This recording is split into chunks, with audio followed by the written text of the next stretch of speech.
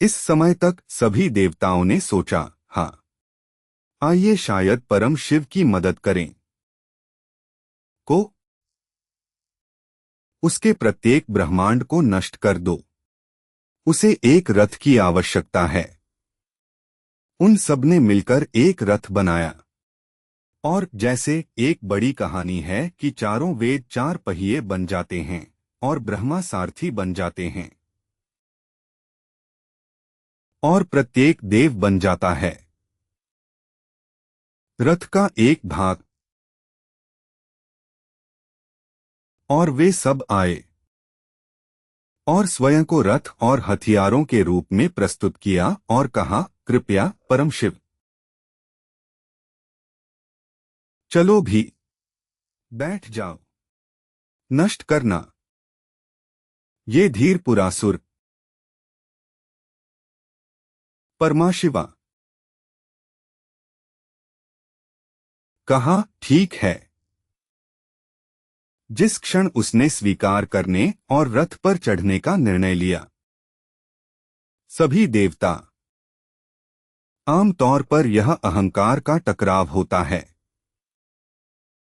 वे सभी चर्चा करने लगे और अहंकारी हो गए, कहने लगे, देखो, क्योंकि हम सभी ने मिलकर यह बहुत बड़ी ऊर्जा है, परमशिव नष्ट करने में सक्षम होंगे। यह आदि कैलाश की तरह है, वे सभी राक्षसों के रूप में टूटते हैं। प्रत्येक विभाग वह सब कुछ चला रहे थे, हम सब मिलकर चल रहे हैं। वह अहंकार अहंकार, भले ही वे अच्छा काम कर रहे थे, साथ में वह अहंकार अहंकार हमारे कारण मिशन हो रहा है, हम यह कर रहे हैं। जब अहंकार आता है तो सिर्फ इतना ही नहीं, वे स्वयं को नष्ट कर देंगे, वे आपस में ही लड़ेंगे और पूरे पारिस्थितिकी तंत्र को नष्ट कर देंगे। तो परमशिव बस मुस्कुरा दिए। ओह, आप लोग केवल आप सभी के एकजुट होने के कारण ही सोचते हैं। मैं हूं, मैं इसे नष्ट करने में सक्षम होऊंगा। वह बस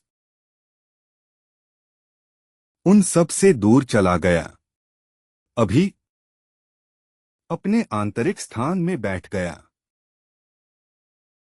सभी उन्होंने तीन टिड्डियों, ईश्वर, त्रिपुरा के ईश्वर को संरेखित किया और स्वाभाविक रूप से तीनों ईश्वर संरेखित होते हैं, भले ही वह शामिल न हो, उसकी उपस्थिति ही स्रोत है।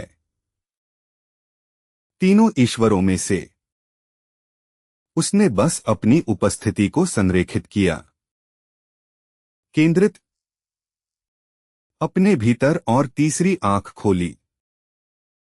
समस्त त्रिपुर संरेखित थे और पूरी तरह से जल गया।